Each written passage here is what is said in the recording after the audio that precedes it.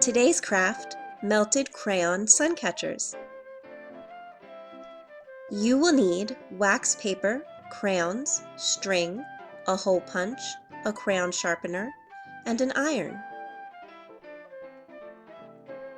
Here's an example of what the finished craft will look like.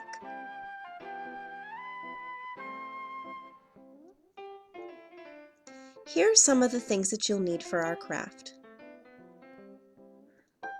First, lay down your wax paper. Then pick out a cookie cutter and a Sharpie. Use the Sharpie to trace around the cookie cutter. Position your cookie cutter towards the edge of the wax paper so that you will have enough paper to fold over. Here is an example of what your project might look like. Now for the fun part. We're going to take the wrappers off the crayons.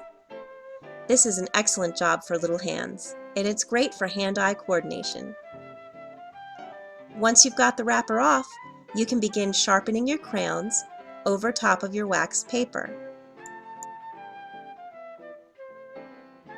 Once you have a lot of shavings, spread them out over your picture. Then fold over your wax paper to cover the shavings.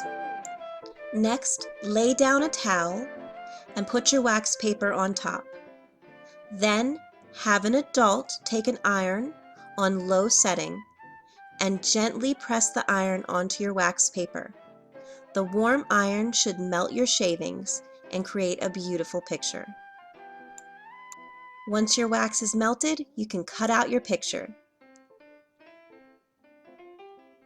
You can even decorate it with Sharpies or small embellishments like buttons.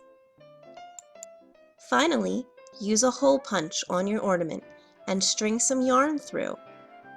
Now you're ready to hang your ornament from your window. Thanks for crafting with us.